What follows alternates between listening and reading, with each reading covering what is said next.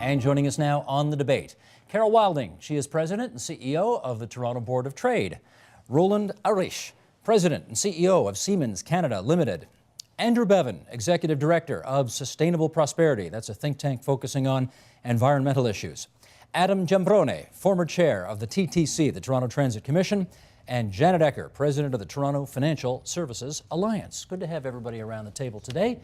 I want to do one more thing, just a little bit of housekeeping before we get started, and that is remind our viewers that Mike Miner, who writes the Fifth Column blog and is moderating our online chat, there he is right there, is standing by at an undisclosed location here at 2180 Yonge Street at Yonge and Eglinton.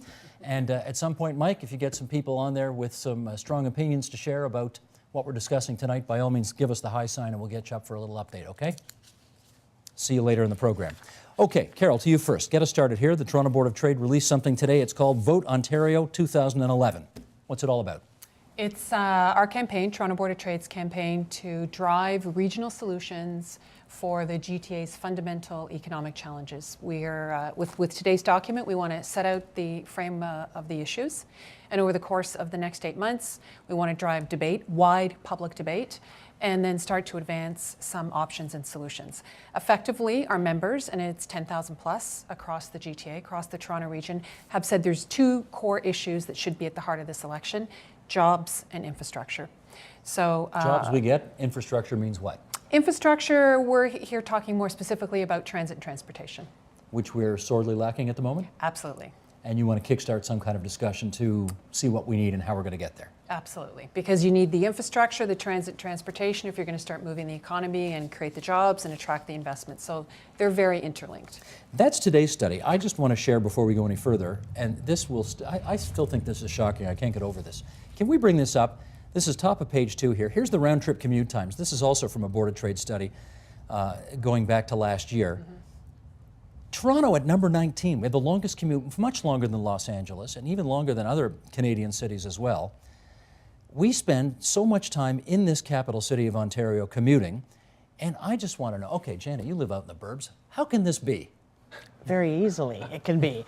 I think it's a real challenge, and I think it's also what we need in this region is a transportation network that is not only rail or subway or whatever, but also a road system as well, because business needs roads as well as their employees need transit. So it needs to be a regional approach. It needs to be a comprehensive approach, and lots of folks are trying to work on it. But it took me today. Some days I go train, sometimes I take the car. It was 80 minutes for me this morning. 80 minutes from my door to door. In Durham region to Ajax, yeah, to downtown Toronto, yeah. 80 minutes. It was 80 minutes, yeah. One way. Yeah, it's one way. That's insane. Yes, it is actually. Andrew, how did it get to be this way? Well, it's been a long-term problem. We're just now reaching the point where it's becoming a crisis, and that 80 minutes really goes to show the difficulties we are currently experiencing. It really means that there are environmental, social, economic difficulties with that, and as Janet says, you need to have a regional plan to fix it. Happily, there's one on the table, yes. and there's one that we'll talk more about tonight. But at the moment, it's about 75% unfunded, despite some rather large investments from orders of government, the provincial government especially. But we need to figure out how we get from where we are today over the next 25 years, but in the short term especially, how we make this work better. We have a big company CEO right here, whose company does $3 billion a year in business in the province of Ontario. We have 5,000 employees here. Siemens, I want you to explain to us how it is that something as seemingly ridiculous as 80-minute commute times affects businesses' ability to do the job and make this place more prosperous. Well, the good story is perhaps in this rather disappointing announcement is that we see this all over the world. So this is not solely a problem for the Toronto region. It's really a challenge which every big urbanized city has. And of course, we as a global supplier of also transportation solutions, we do think that we can bring a lot of technology and a lot of solutions to the table and make sure that that also then, in combination of moving people and moving cargo, needs to be a holistic approach, and that we can make a big change here in the Toronto region as well. Adam, it's taken presumably 20 or 30 years of kind of a lack of progress to get us to where we are today. Why has that happened? Well, I mean, we had a couple of lost decades where in the 70s, 80s, we were spending a decent amount. We spent a lot in the 50s and 60s, and then in the 90s, it sort of trickled off. So we went in post-World War II in a 4 to 5% of GDP investment in infrastructure to today's 0.4, 0.5%. And at that rate, you can barely renew the existing infrastructure, let alone talk about the expansion. And the challenge is that with government deficits at the point of where they are, you're not going to get the number. I mean, the regional transportation plan for the Toronto area calls for $3 to $4 billion of spending for expansion and operating costs. And there's a lot of people, and I was on the board of Metrolinx at the time, who said that's not even enough. Your $50 billion plan is fine, it's great, it's something, but you need to be thinking even bigger and bolder. And of course, the numbers just get bigger. So there has, the discussion has to be about revenue streams and how you're going to pay for it, because otherwise you just, even though when someone announces $3 billion, we all cheer because that's great. $3 billion really is a fraction of what you need over a 25-year period. Carol. Adam makes the point in terms of the size and the length in which we've experienced this infrastructure deficit. But you're also speaking to or pointing to it's a boom and bust cycle. So in good times, we can find some of the funding and make the announcements, and then it falls off. And that's the crux of what we're putting forward, in our paper, in our discussion, is that we need to have dedicated, reliable, predictable sources of ongoing funding. And, no one level of government will be able to do it. We need to talk about what does it mean at a regional or provincial municipal level, but we also need to begin to have some of the other difficult conversations and get that out and have a broad public debate. Well, let's do that. Let's have a bit of that difficult conversation, because Janet Ecker gets very upset whenever she comes here and we don't take a shot at the Harris government. So why don't we do a bit of that? Andrew, do you want to take us back to the mid-1990s when Bob Rae's government started to try to build subways in the city, and then Janet Ecker's government tried to fill up all those holes and didn't build the subways? Peterson's government who started it. Peterson's government started it. Rae's government continued it. I can't imagine wanting to go back to the 1990s, actually. So, the point here is that we're in a certain situation, and it's a massive problem. Adam just said how large it is, and the plan on the table right now, $50 billion plan, whether it's enough or not is a question, but we do have to figure out, as Carol said, how do we pay for it? And how do different orders of government pay for it? And what are the other revenue streams we need to put in place to do a couple of things? First of all, finance that plan, which is very, very important. But at the same time, how do you have some funding streams that actually have an effect on congestion, begin to decongest some of our roadways? It's a transportation plan, not just a transit plan. Yes, very important. important. And how do we actually make it easier for people to move around, and goods? It's about people in cars as well being able to move easier. Well, it's easy for, listen, I don't mean to be facetious about this, but I guess it's easy for all of us around the table here to say, well, why don't they just? But you've actually had the job. You're the person who's been the finance minister who had to say, okay, here's what I can spend on this. So when you're at the table and trying to figure all that out, how does that work? Because you know what the requirements are, you know what you need to spend, and you know what you can and can't spend. So how do you do it? Well, a couple of things. I think, well, first of all, as I think has been mentioned earlier, for example, our government was trying to pay off, debt and deficit from previous spending from previous governments. This happens from time to time in the middle or the early 90s, at the tail end of the early 90s recession. So that was an absolute priority, because if you don't deal with those issues, it doesn't matter what you want to do down the road. The second thing is that it's clearly a matter of balance too, because you have, when you're the provincial government, and I know that there's always this, the municipality likes to yell at the province likes to yell at Ottawa, they think the other level has more money than they do, but the provincial level of government has education and healthcare, which are the two biggest growth programs that we've got going, which it's a continual, wanting to spend more on that. And as Carol's report made mention today, healthcare is kind of the elephant in the room in terms of eating up the provincial budget. So it's a question of balance. But the other thing that has happened with municipalities is that, and a lot of the changes that we made was to give municipalities more control in their own house, more abilities to try and structure their affairs so they could find new ways to deliver services, because I think we've got to get out of the box thinking. We've got to take a look at what works, not what is politically correct to talk about.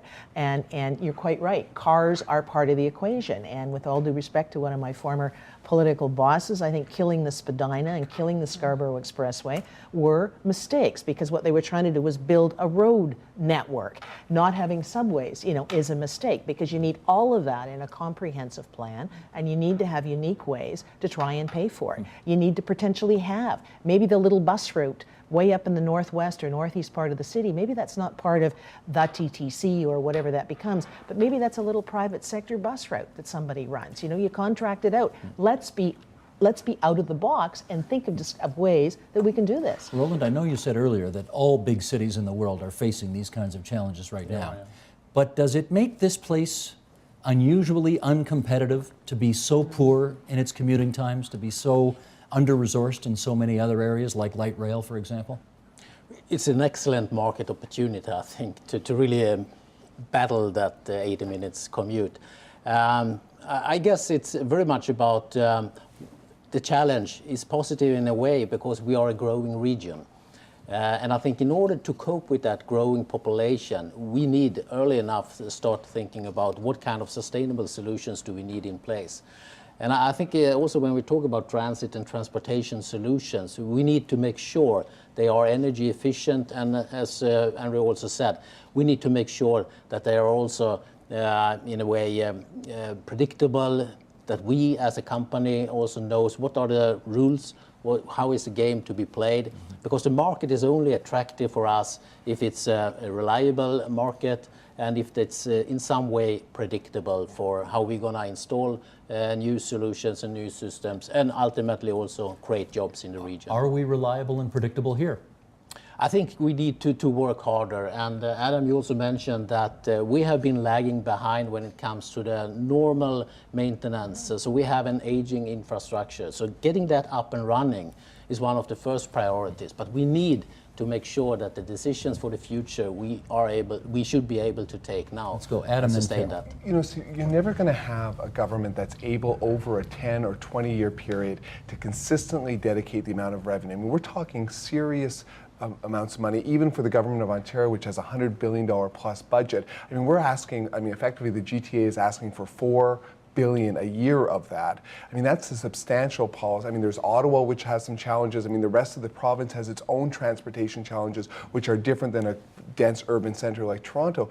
But you've got to talk about these dedicated revenues, whether it's going to be tolls, whether it's going to be vehicle taxes, parking taxes. No one wants to talk about taxes or fees. Well, I mean, really, they're more a fee-for-service arrangement, but you're just not going to be able to dedicate that. I mean, you're talking about huge amounts of money, and even, you know, if you're talking about contracted routes, I mean, you have to have guaranteed revenue to support those contracts because they spread capital costs over a 10, 20, 30-year period. So you need guaranteed revenues to guarantee those contracts. So this is a difficult decision, especially in the lead up to a provincial election, but it's a conversation that we've shied away from and we have to have. Are you suggesting politicians are not particularly courageous 8 months before a provincial election? Being a former politician, I can say yes. You can say yes. Carol, go ahead. I'm just going to build on your question about the competitiveness and Roland's point. It absolutely puts us at a competitive disadvantage. I hear that from our members of all sizes across the region, and it was actually a Siemens report that says the big 9 projects right now, in terms of the big move that are on the table,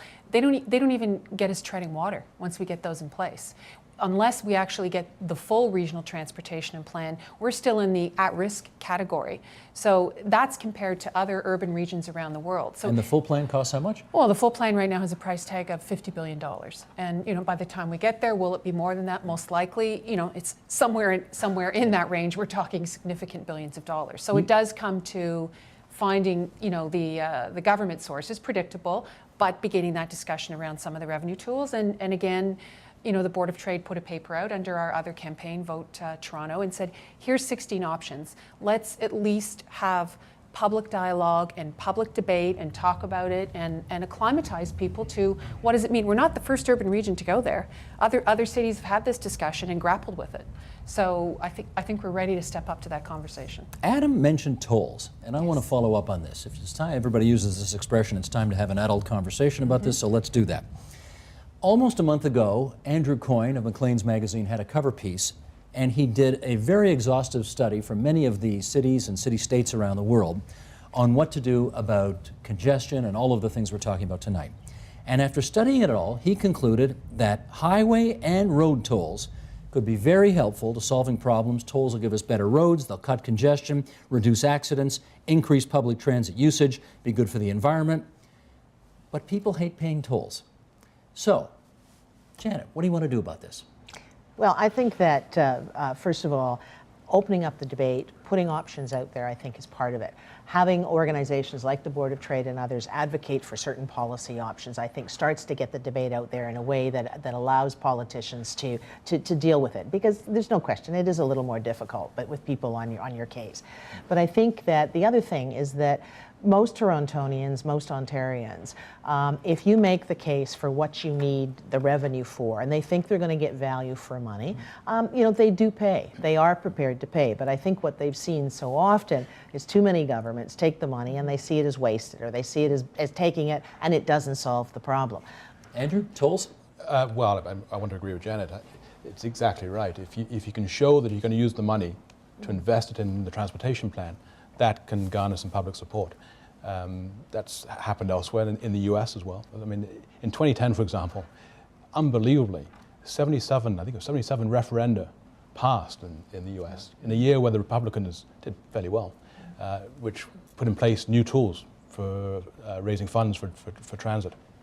So it can be done. The trick is you've got to have this adult conversation, and as Janet says, allow the room to exist for politicians to show the leadership and do the right thing. The trick is, I mean, there's a couple of things that are unpredictable. This problem is not static. Over the next 20 years, we know there's going to be another 2 million people in the region, probably another million cars. We need to begin to change driving behavior. So as we're figuring out how to come up with the money, we need to figure out how we actually start to change that behavior, because small changes have a massive effect on what happens with congestion. Could you put, I know one of the things that Coyne suggested was GPS, and it automatically, ticks you off every time you, I didn't mean that in the, I didn't mean upsets you, ticks you off. I mean, you tick there you go, you're off to the races, and you bill once a month like a phone bill. The UK almost did that. They approached that of doing billing for all roads, whether you were turning out of your driveway and driving, 2 minutes to pick up a... Gordon Brown wanted to get reelected, so he backed off. Well, absolutely. And, you can do, there's a lot of different technologies. Canada actually has some of the leading technology companies on tolling and goes around the world, these companies doing toll roads all over the world. The one thing I do want to just point out on tolls though, so let's say you did Series 407 type tolls over all Series 400 highways in the GTA. That brings you somewhere around $1 billion, maybe $1.3 billion, which allows you to borrow about $18 billion against that, but that still leaves your plan less than half funded. So you're going to have to talk about a combination. Maybe a sales tax, because transit riders should be contributing as well. They may not if it's only tolls. So you're going to need maybe a regional sales tax, tolls, maybe parking, because it has to be broad-based, because it's not just drivers who have to bear the brunt of this. And you need multiple tools, because you can't get to that number unless you do ridiculous tolls, which are just not saleable. So it's going to have to be a combination solution, whatever you do. Do you have a view on tolls, Roland? I think we are in a large extent in agreement, because if you rip out and just discuss the toll question and issue, you will have a debate which is very much different from a debate where you have tolling as a part of a transportation system. And I think, as Adam says, there is a lot of technology in place today, but it's really our mission and our task to bring it to the table and make sure we have a solution, a transportation solution, and a transit solution within the Toronto area that makes sense for this area. And I think that's probably a combination of a lot of technologies involving cargo, involving people transportation, and why not also use the seaways? In the complete mobility study which we conducted here in the area, we did see that as an alternative, at least for a cargo transportation. Probably people movement would be a bit too slow, depending on the distances between Hamilton and Toronto. But I think we can do a lot more using the seaways, which are kind of close to our city border. Carol, I haven't asked you. Does the Board of Trade favor tolls on all the roads in the city? Well, we put forward our paper, which is we've identified 16 revenue tools in there, and tolls are a part of that conversation.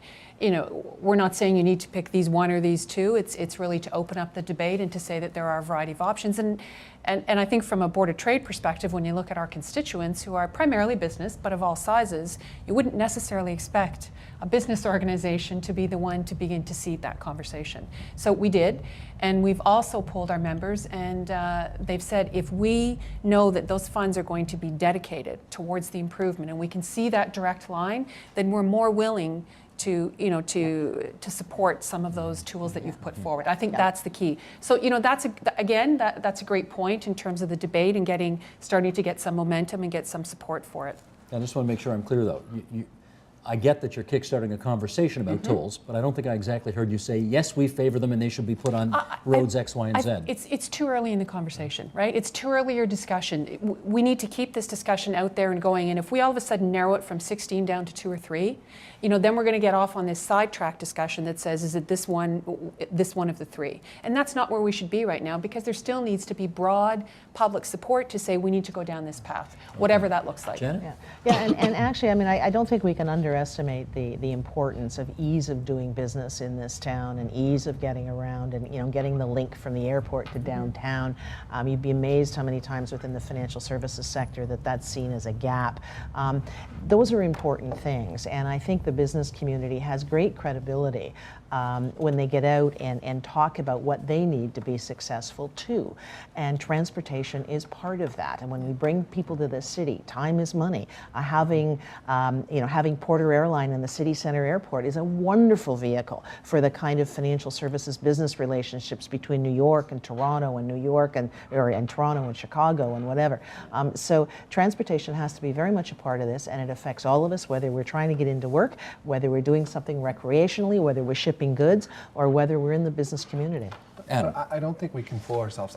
It's important to have that conversation, and that's critical. But the examples around the world, very few places in Europe, which is even in Europe where they're very public transportation friendly, were favorable to tolls at the beginning. I mean, Stockholm being a good example. Let me ask him. You're from Sweden.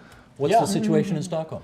It's a rather good one, and I think to your point, that it's really about discussing tolls is one thing, but you can't discuss tolls and introduce them unless you provide alternatives. Yeah. Do you have tolls in Stockholm? We have tolls in Stockholm. On all the roads? Yeah. Not on all the roads, but the main entrances into to the core of the city. Raises money to pay for transit and that kind of thing? Yeah, it really is embedded in the system. So people do see that there is a larger amount of buses, there is a higher frequency of transit. So if that comes back to the individual and to the population, I think then we have a good play. The interesting thing about Stockholm was that people opposed them. 60% opposed them when they went in, and when they saw the success that they were having both on reducing congestion and providing the opportunities, then they actually did another poll on whether to keep it, and at that point people said, you know what, this is working. But even in places like Stockholm, which have high cycling rates, high walking, all the things that people talk about for Toronto, people still oppose tolls. So I think we're fooling ourselves a little bit if we assume that, and I'm not disagreeing that we have to have that conversation, but we're ever going to get people to go, yes, bring us more revenue tools and pay, and let's pay more. If they see the benefits, they'll eventually support it. And yeah, on the plus side, there's an opportunity though as well, I think, and that is that there's general recognition amongst the public that transportation issues are one of the most important things that is on the public agenda, and the current polling shows that people get it, they see it every day, and they have to live it, and I think that means that if once you can say we all recognize the problem. We know we have to fix it for economic reasons, environmental reasons, social reasons. Don't forget, this is about time crunch as well. Then you get to a point, well, what's the plan to solve it? And then you get to how do you pay for it? And a menu is very, very important. I've been doing work with the GTA Civic Action Alliance, and there's a summit next week where this will be on the agenda. And we put a menu of 12 options on the table. And you need to think through what is the best mix of those pieces that have worked well elsewhere that can work here too. Okay, I am now going to talk about, you see that 800-pound gorilla in the room that nobody wants to talk about? We're going to talk about that now, because as much as everybody says jobs and transportation are key issues in this upcoming election campaign, the fact is every poll I've ever seen says Ontarians care first and foremost about health care. And we saw Don Drummond's piece in the Toronto Star this morning, the op-ed page, in which he said, and the Premier said it, lots of people have said it, if health care spending continues at the pace it's currently at, it will take up not 47% of program spending as it does today, but 70 within a couple of decades. So you all have a great, these are wonderful ideas to bring some attention to transportation and jobs, but healthcare is eating your lunch. So how do you go about, Janet, you start, how do you go about trying to tell Ontarians that the thing they want you to spend the most amount of money on, sorry, we're going to have to turn those taps off a little bit? Well, I think that, again, getting back to having the ability to debate options without, that might work, and looking at what's happening in other jurisdictions in healthcare, because Canada's healthcare system is not what it used to be. I mean, we used to be able to claim we had the world's best healthcare system. You look at a lot of the stats, not anymore, and yet we're continuing to spend more. There are a lot of good things that are happening in terms of trying to make sure that you got better outcomes, you're using the money for the right procedures, et cetera. But at the end of the day, we're going to have to look at how we deliver. We're going to have to look at public-private partnerships. We're going to have to look at, you can still have a public payer system where, as they used to say in the bumper sticker world of politics, you pay with your health card, not your Visa card, but you can still have the benefit of private sector delivery, private sector management for efficiencies. But when you talk about that, when you put that out publicly, there are still too many people that are sort of falling into the old rhetoric about what's right or what's wrong, instead of looking at what's working in many jurisdictions around the world. Adam? That's right. We're going to have to think about new ways of delivering healthcare. But the reality at the end of the day is if we want, with an aging population, to maintain our standards. So even when we get creative and maybe go to the private sector for some things, we're going to end up paying more. And you're going to either cut back benefits, or you're going to pay more in taxes. I mean, which courageous politicians going to tell the but public really, at the end of the day, even if you deliver it fully private, the United States offers many solutions to this. France does it as well. There are many objective places you can look, but you're still going to hit this funding issue, and you're going to have to go new taxes. I'm not so sure. I haven't done the math, or we haven't, but we've put a group of people together, and it's to Don Drummond's comment this morning, which is you need the individuals and the organizations that are in the middle of this to really be leading that dialogue. And so there's a lot of discussion out there that is saying the hospital-based, institution-based is a very expensive form of care. And people are using it for the common cold or for some of the day-to-day that should really be a community-based care model. So the ability to shift from hospital to community-based, it feels large and transformational. But at some point, we've got to move along that path, because that's what's going to slay the 80 cents on the dollar. I love this. I love this story. I remember Bob Rae, when he was premier, told me this story once. He said, sorry, Roland, you're relatively new in Canada. Bob Rae, who is now the Liberal Member of Parliament for Toronto Centre, used to be Premier of Ontario 20 years ago as a New Democrat. And he used to say that business people like you, not you, you weren't here, business people used to come to him all the time and say, your deficit is out of control, your spending is out of control, get it down, and incidentally, I sit on this hospital board, can I have $20 million for my hospital? Everybody's sucking and blowing at the same time on this file. And I don't know. Andrew, you got any ideas there, Janet, about how to talk seriously about this? You can talk seriously about it, because I think it's making sure that the money that you are using, you're spending it appropriately, you're spending it wisely, and you're looking at what is working in other jurisdictions. Too often, when people do put those options on the table to try and talk about it, and again, like transportation with healthcare, there is no one solution that's going to fix it. For example, look how much money we could have saved, how many lineups we could have prevented in the ERs this winter if people had listened and had their flu shots. Simple things like that. So yes, anyway. Tina. Yes, Tina, we're looking at you. If people had got their flu shot, Tina never gets your flu shot. Well, there you go. Floor director. And again, don't hide behind the camera. I can see you over there. You never get your flu shot. So again, it's a lot of complex situations, and to the extent you can get the politics out of it, and I probably shouldn't, Adam and I, as being ex-politicians, would help us to have those conversations and look at those options. Let me put one more thing on here. We've got 4 minutes left. I want to put one more thing on the table.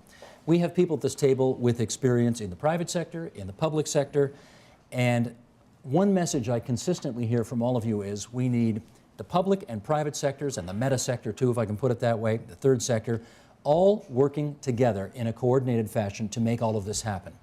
It doesn't happen now. Why doesn't it happen now? Go ahead, Carol, start out. Yeah, I know you talk to governments about this all the time, right?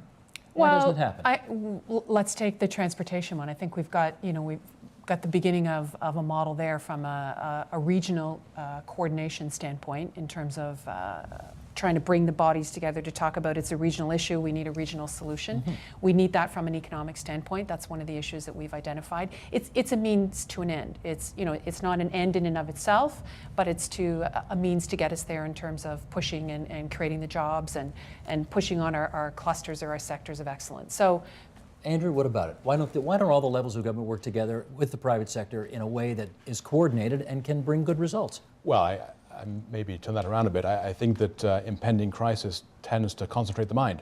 And that is the place we're now at with transportation. And you know, when we're talking about healthcare and the interrelationship between the pressures on governments, there's always pressures on governments. The treasurers know that more than anybody. And how you balance those out, obviously, is whether or not it can be a successful government or not, or a successful society. And the reality is that we know if we don't get the transportation piece right, the wealth creation in this region will go down. So we have to get that right now. Okay. Roland, do you see a lack of coordination in the time that you've been here so far? I would slightly disagree. I actually see that the business and the governments come rather close together in some issues, and we work actually rather well with the government in the sense. And I would also say that when business and private business and public meet, we do see examples how public-private partnerships are evolving, and I think that's one of the models which we should also try harder, probably also in the healthcare sector, to see whether that could increase the efficiency. When the guy beside you was running the TTC was fighting with the regional transit systems, and the province was fighting with the city, and we weren't fighting. That's not really true. I mean, the municipal. It's more the orders of government. The municipal level got along. I mean, the transit system's all coordinated. It's the coordination between the levels of government. Government's going to have to lead this discussion. They're the ones who have the ability to do tolls, taxation. They're going to have to engage the parties, but at the end of the day, you're not going to be able to let government off the table. Janet, last 30 seconds to you on this. Well, I was the chair of the Rouge Valley Health System, and we are opening up within the next 2 weeks a brand new redevelopment because it was a public-private partnership. So it can work. It can make it more cost-effective. There are solutions, and I think we need to be open to having those solutions happen. That was very nicely summed up. Okay. Thank you, everybody, for coming in tonight and having this discussion. It's good to have you here, Roland, the first time in a long time. So that's Roland Aurish from Siemens Canada, Adam Gimbroni, the former chair of the TTC. Who are we going to next? There's Janet Ecker, the former Minister of Finance for Ontario, now with Toronto Financial Services Alliance. And on the other side of the table, Andrew Bevan from Sustainable Prosperity, and Carol Wilding, the Toronto Board of Trade, which kicked it all off today, and we look forward to continuing the debate. Thanks, everybody.